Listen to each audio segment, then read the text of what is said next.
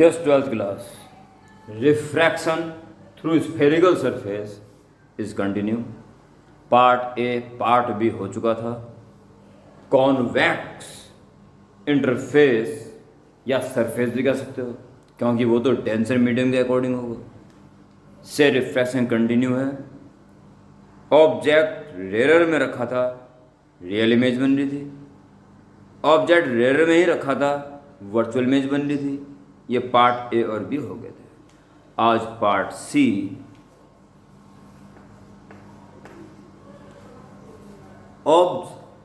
ये अभी तो कॉन्वेक्स है ना, डेंसर मीडियम की शेप कॉन्वेक्स फॉर्म में कटेंगी गई, सो रिफ्रैक्शन कॉन्वेक्स से ही होगा. हाँ, ऑब्जेक्ट अब डेंसर में रखा मिलेगा. ये रहा ऑब्जेक्ट. कार्यवाही टोटल वैसी होनी जैसे आपने शुरू की दोनों की ए एंड बी. सब कुछ वैसा का वैसा ही, बस डायग्राम चेंज होगा. पूरे होश हवास के साथ, मुस्कुराहट के साथ, पूरे कॉन्फिडेंस के साथ. नॉन सेंटेंस पहले नॉन ड्रॉ कर दिया, ए और टिंग टिंग टिंग टिंग एंड, और ज़्यादा बताने की जरूरत है नहीं, सब जानते ही हो. ये रह गई जो कि सीधी चली जाती नहीं जाएगी, नॉर्मल से अवे हो जाएगी, अवे होगी और पीछे से आती नजर आ रही है. ये होगी, ये आई आपको दिखना जरूरी है और ये दिख रहा है.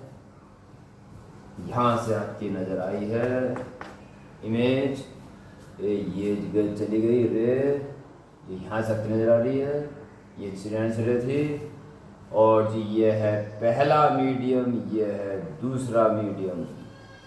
हर बार मैंने सावधान किया है इसमें, म्यू दूसरे मीडियम का एज्यूम करना है. फॉर्मूला अगर आपको याद है, mu upon we minus 1 upon you is equal to mu minus 1 upon are.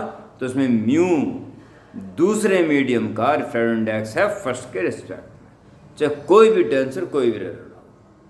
Very important. तो 1 के रिस्पेक्ट में 2 का आप म्यू मान. और जी इंसिडेंट रे जो नॉर्मल एंगल बना रही है आई, और रिफ्रैक्टेड रे जो बना रही है आर. अगर वर्टिकली ओपोजिट एंगल देखेंगे तो आर पता चल जाएगा क्या होगा. आर जरूरत पड़ेगी तो देखेंगे उसको. O I C alpha beta gamma, all distance are now negative. Incidence ray के ओपोजिट. सेंटर की रेडियस ऑफ कर्वेचर, ऑब्जेक्ट की यू और इमेज की वी. हेडिंग पड़ जाएगी refraction through convex surface when object placed in denser medium. Diagram बन जाएगा first of all, और 2 या 3 लाइन में क्या लिख देंगे,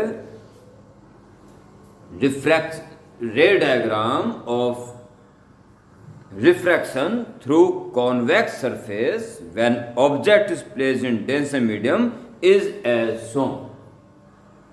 सिंपल लिखो, बिल्कुल जैसे है ही नहीं, कुछ जो दिख रहा है वो लिख दो. 2 या 3 लाइन बस, ज़्यादा भी नहीं.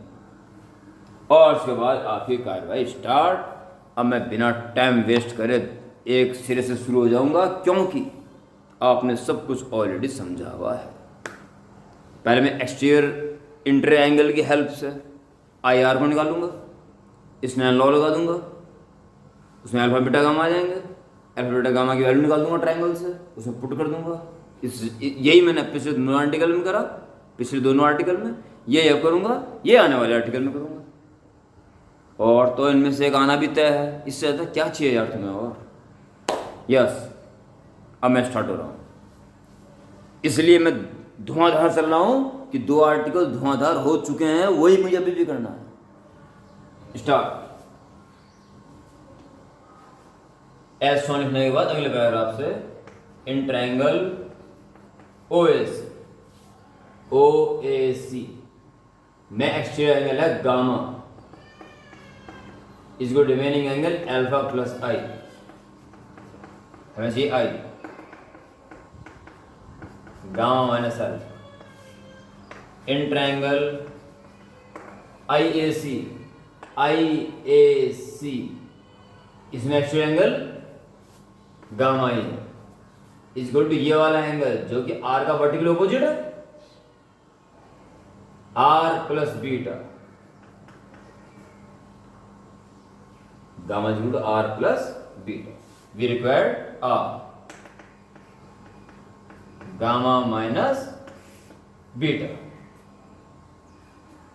नाउ क्या देखना, now by Snell's law sine I upon sine R is equal to दूसरे मीडियम का, ये हमने म्यू माना हुआ है, ठीक है,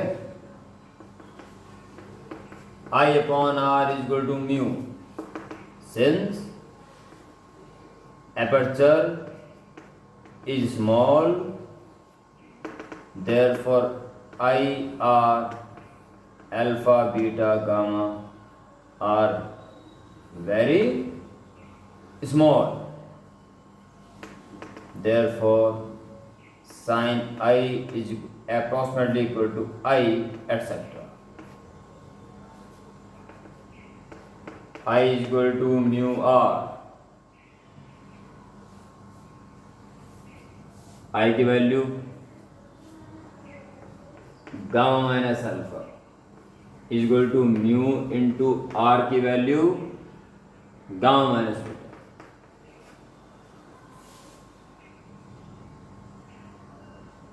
mu into minus beta, minus mu beta जरा के प्लस का म्यू बीटा माइनस अल्फा और म्यू गामा और माइनस गामा, तो गामा कॉमन आ जाएगा, म्यू माइनस वन गामा। अब मैं अल्फा बीटा गामा की वैल्यू निकालनी पुट करनी है, तो ज़्यादा समझना मिटाना पड़ेगा मुझसे कुछ यहाँ से, बाकी आप पढ़ लो तो ऑनलाइन है, कोई दिक्कत नहीं है।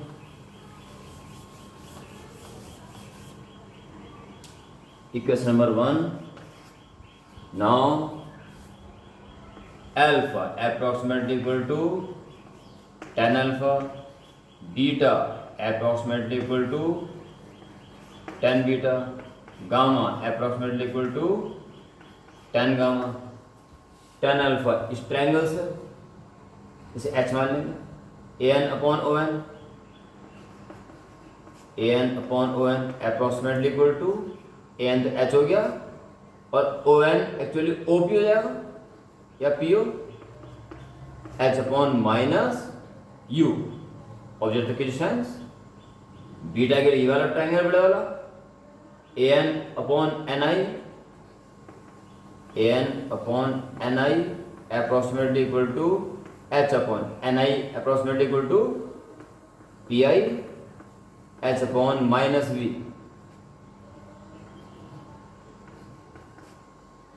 गामा के लिए ये ट्रायंगल है an upon N C approximately equal to h upon N C means P C h upon minus R, ठीक है।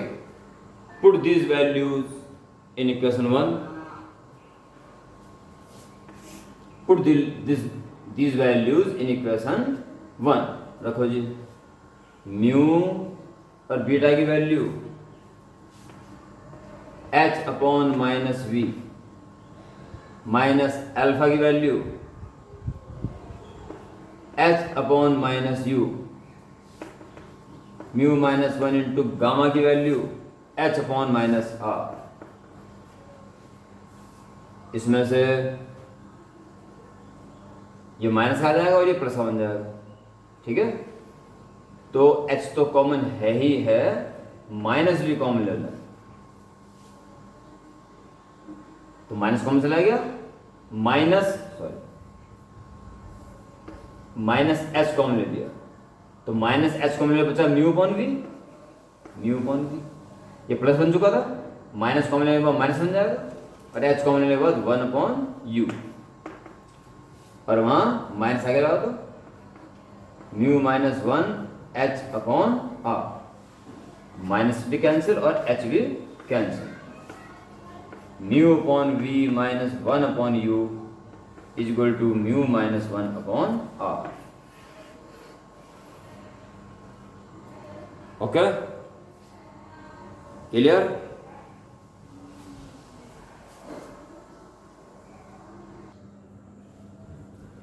Next part D, last part. कौन सी शेप दे दी गई है? टेंस को देखते हुए कॉनकेव शेप, ठीक है। बस एक शॉर्ट हैंड डालना, और ये लास्ट पार्ट होगा, refraction through concave surface. Refraction through concave surface is as shown, लिख के डायग्राम बन जाएगा। सेंटर से पहले ही सेंटर नहीं पड़ेगा ना उसका, पहले ही नॉर्मल की व्यवस्था कर दी गई है। ये गई रेस सीधी जाने वाली नहीं है, नॉर्मल की तरफ बैंड हो जाएगी ऊपर की, यानी यहां से आती नजर आएगी, ऐसे बैंड होगी ऊपर की तरफ, तो ये यहां से आती नजर आ रही है। It is I.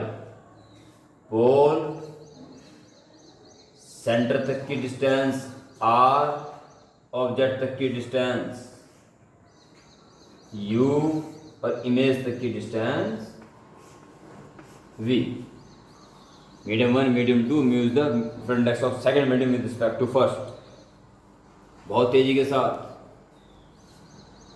इंसिडेंस रे जो नॉर्मल से एंगल बनाएगी आई, बनाएगा बैंड हो जाएगी, छोटा सा एंगल होगा आर, और इसका वर्टिकल ऑपोजिट रिफ्रैक्टिव और नॉर्मल के बीच में है, रिफ्रैक्टिव नॉर्मल के बीच में दिस, ये इसका vertical opposite angle are.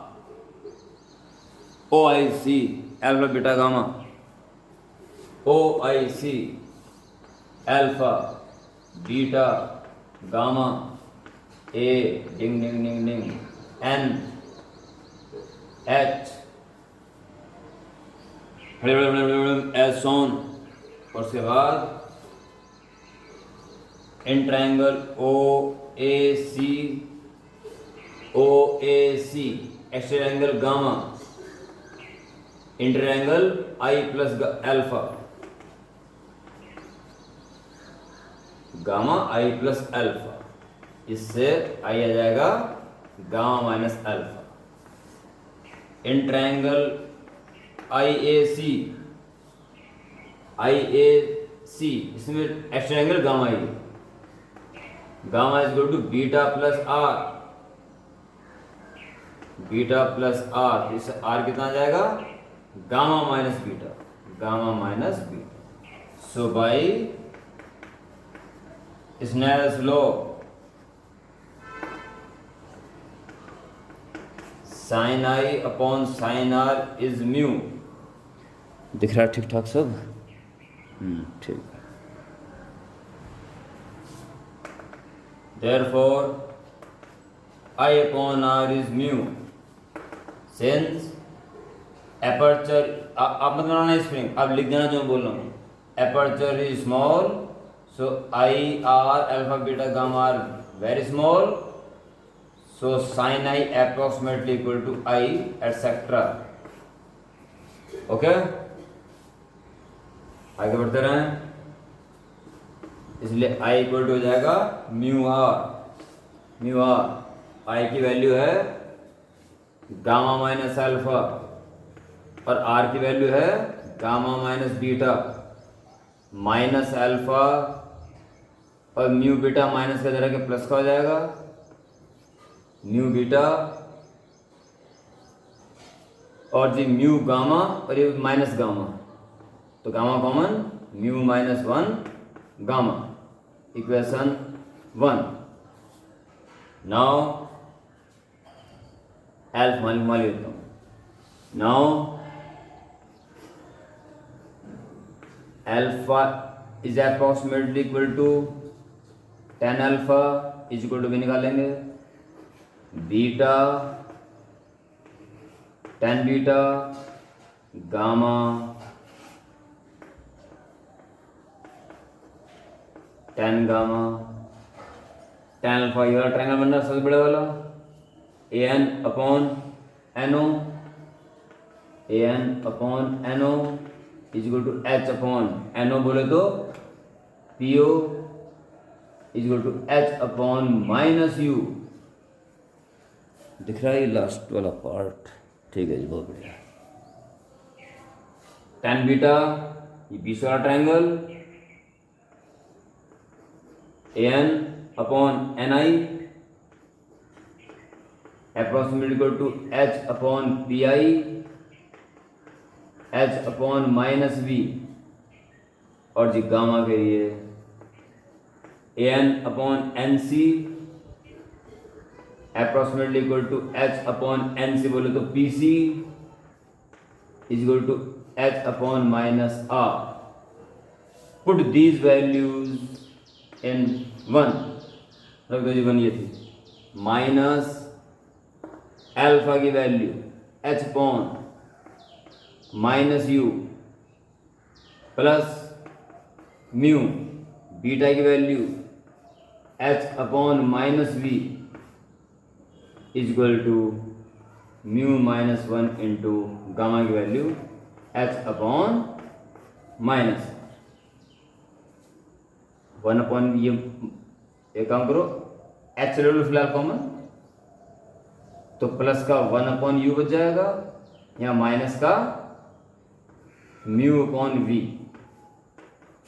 Is equal to minus आगे आ गया mu minus 1 h upon r, h cancel, और माइनस कॉमन ले लो उसमें से, माइनस कॉमन तो mu upon we minus 1 upon you is equal to minus mu minus 1 upon r, भी कैंसिल, और इस तरह से क्या आ गया, दिख जाएगा, दिख जाएगी लास्ट लाइन। चलो कोई बात नहीं, छोड़ यहाँ ले लेता हूँ। इसके बाद वाला पोर्शन ये है, mu upon we minus 1 upon you is equal to mu minus 1 upon r. इस तरह से स्फेरिकल सरफेस से रिफ्रैक्शन के सारे आर्टिकल समाप्त हुए। एग्जाम में ये भली भांति जान लेना कि सरफेस कॉन्वेक्स है कि कॉनकेव, वो शेप आपको पहले डेंसर मीडियम को देनी है फ्रॉम आउटलुक। उसे ऑब्जेक्ट कहाँ रखा है सावधानी पूर्वक समझें। अभी इमेज के लिए अगर वो कह रहा है कि इमेज या वर्चुअल है तो उसके अकॉर्डिंग करें। हर चीज़ जो बोलेगा बिल्कुल सुनिश्चित और यूनिक बोलेगा, उसके बोलने के दो दो तात्पर्य नहीं निकलेंगे। सटीक पता चल जाएगा आपको कि वो क्या जानना चाह रहा है और आप उसको बता देंगे, लिख देंगे और नंबर पा लेंगे पूरे पूरे। अगली वीडियो मेरे प्यारे बच्चों, numericals based on refraction through spherical surface की आएगी। उससे पहले भी आप शुरू कर सकते हो, क्योंकि मात्र एक फॉर्मूला, केवल एक फॉर्मूले के ऊपर बेस्ड है सारे क्वेश्चंस। आप शुरू कर भी सकते हो और अगली वीडियो की वेट भी करोगे, उसमें भी देखना। उससे पहले आप अपने दम पे स्टार्ट कर सकते हैं। ओके प्यारे बच्चों, बाय।